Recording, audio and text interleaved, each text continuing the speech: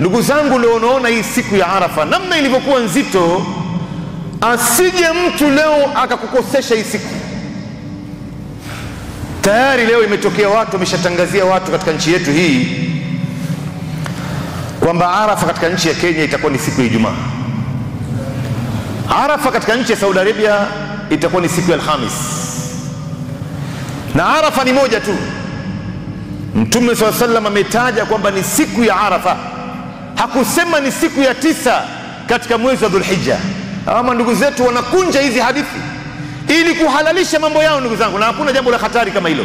Leo ukiwauliza hawa ndugu zetu wanakuambia tarehe 9 yetu kulingana na muandamo wa nchi yetu ya Kenya. Sasa matatizo yanarudi katika mgogoro wa mwezi. Na mgogoro wa mwezi, ndugu zangu, kweli kuna ikhtilafu ya wanazuoni. Kuna wanazuoni ambao wanasema kila nchi na mwezi wake, kullu baladin ru'yatahu, kullu baladin lahu ru'ya, kila mwezi na kila nchi na mwezi wake, kama vile Imamu na Shafi'i. Lakini katika masala ya ikhtilaf, unaposikia kuna mahali kuna ikhtilaf, huyu anasema hivi, huyu anasema hivi, huyu anasema hii sawa, huyu anasema hii si sawa, kuna vitu viwili kila Muislamu lazima afahamu katika mambo ya ikhtilaf. Jambo la kwanza, kuna kitu inaitwa qaulur rajih. Qaulur rajih ni kauli ambaye imeegemea dalili. Katika hii kauli mbili, ni gani ambaye imeegemea dalili kwenye Qur'an na Sunna ya Bwana Mtume? Hiyo ndio kauli ambayo tunafaa kuifuata. Kisha kuna qaulul jamhur, jamhurul ulama, wanazuoni wengi wanasema nini kuhusiana na masala hii ambayo wanazuoni wametofautiana, wengi wameegemea wapi? Hii ndio inaitwa qaulul jamhur. Katika masala ya mgogoro wa mwezi kuna ikhtilafu, lakini qaulur rajih, kauli ambayo imeegemea dalili, ni watu wafate mwezi mmoja wa dunia. Hii ndio kauli ambayo dalili zote kwenye Qur'ani na katika Sunna ya Bwana Mtume zote, nawaambieni Waislamu, hakuna dalili hata moja, watupe hadithi moja ya Mtume tu wala aya ya Qur'an. Wapi Mwenyezi Mungu ametuambia kwamba tufunge kulingana na nchi, kwamba tufate nchi yetu? Wala Mtume ametufunga? Hakuna hiyo, ndugu zangu. Hakuna mahali Mtume amewahi kuambia watu hivi. Na hii nchi, ikiwa tunasema kila nchi na mwezi wake, tunaanza kuipimia kutoka wapi? Kutoka Malaba mpaka Namanga, ama kutoka Kisumu mpaka Lamu? Na ni futi gani ambayo inapimwa nayo hapa, kwamba hapa Tanzania hapa tunakubaliwa, Zanzibar tunakubaliwa, hii Somalia, Uganda, Rwanda, Burundi, Sudan, hizi zote hatukubaliwi kuifuata?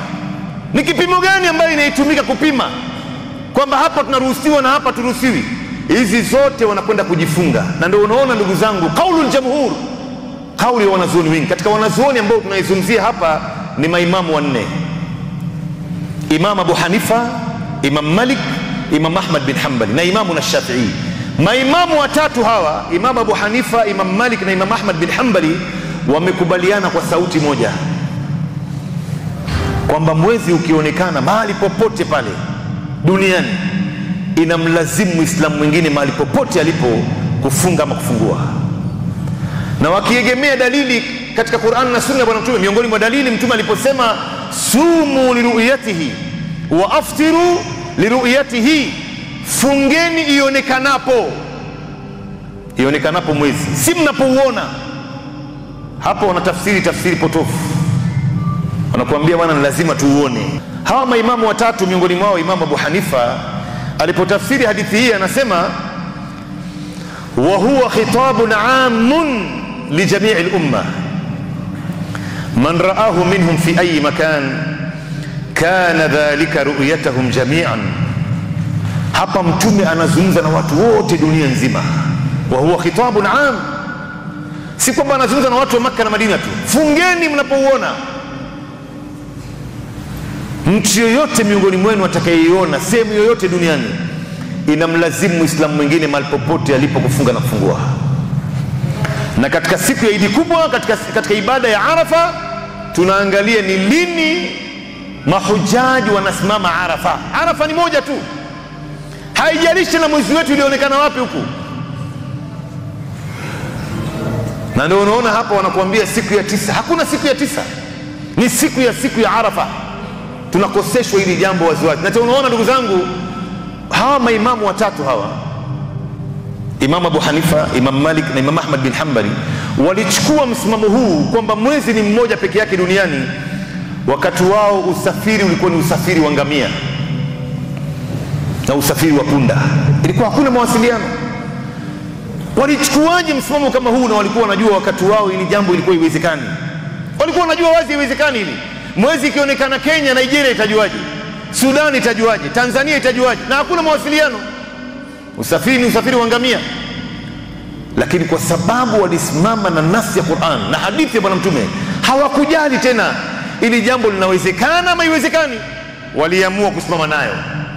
Na ndo leo hoja zao zinatumika juu ya mimbar kutetea hii hoja kwamba mwezi ni mmoja peke yake duniani na Arafa ni moja peke yake duniani. Na ndio unaona hawa ndugu zetu wanapozungumza hawataji maimamu watatu hawa, hawataji kabisa. Na huko wanatuambia kwamba hao ndo maimamu a'immatu ahlus sunna wal jamaa. Utasikia tu wanataja mashekhe wengine, mashekhe wa Kisaudi. Wataleta tu shekhe gani kutoka Uingereza amezungumza na clip ya Kiingereza, kuna msaudi fulani ameongea, Sheikh Al-Uthaymeen, Sheikh bin Baz. Kwanza tupate kujua ndugu yangu, wanakuambia mashekhe wa Kisaudi wenyewe wanasema kwamba kila nchi ifate Arafa yake. Sasa tupate kujua kwanza ndugu zangu, mashekhe wa Kisaudi lao itakuwa wamesema hivyo, wao sio aya wala hadithi, wao ni binadamu, wanapata na kukosea. Sio kila kitu tunachosema msaudi ndio sisi tunaona kama ni dini. Mtume SAW ametaja kwamba ni siku ya Arafa, hakusema ni siku ya 9 katika mwezi wa Dhulhijja. Ama ndugu zetu wanakunja hizi hadithi ili kuhalalisha mambo yao ndugu zangu, na hakuna jambo la hatari kama hilo. Wanazikunja hadithi za Bwana Mtume, na mtu yoyote ambaye anayemsingizia Mtume mwenyewe anasema, Mtume ndo anayesema atayarishe makazi yake na moto wa Jahannam.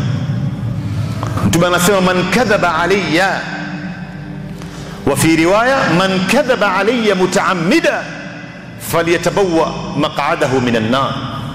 Mtu yoyote ambaye atakayenisingizia kwa makusudi atayarishe makazi yake na moto wa Jahannam. Mtume anasema siku ya Arafa, wewe unakuja unawaambia watu hapana, sio siku ya Arafa, ni siku ya 9. Tupeni hadithi moja tu, wapi Mtume amesema ni siku ya 9? Hadithi zote Mtume anazungumzia ni siku ya Arafa. As-siyamu yawmu Arafa, yaumi Arafa, saumu ya siku ya Arafa. Afdalu dua yaumi Arafa. Ma min yawmin akthar min an yu'tika Allahu fihi 'abdan min an-nar min yaumi Arafa. Yaumi Arafa, siku ya Arafa. Al-hajju Arafa, hija ni Arafa. Zote hizi Mtume anasema siku ya Arafa, siku ya Arafa. Na hii siku ya Arafa itakuwa ni siku ya Alhamis, na ni wakati mahujaji wamesimama katika uwanja wa Arafat, na ndio maana ikaitwa siku ya Arafa. Wanasimama katika uwanja wa Arafat siku ya Arafa, na sisi naye tunafunga saumu ya siku ya Arafa. Hakuna mahali Mtume ametaja siku ya 9 ndugu yangu. Lakini hizi ni matamshi ambayo ni ya kuwahadaa watu wasojua hasa. Mtu anakuja anazungumza mambo kibepesi wepesi tu manake, wala hajali. Hii dhima ya kuwakosesha watu siku ya Arafa ndugu yangu, nani atakayebeba hii? Wewe unawanyima watu siku kubwa hii sana mbele ya Mungu. Unawakataza watu wasifunge katika siku hiyo. Na siku zote umekuwa ukituambia kadhi ndio kiongozi wetu, leo mmemgeuka kadhi.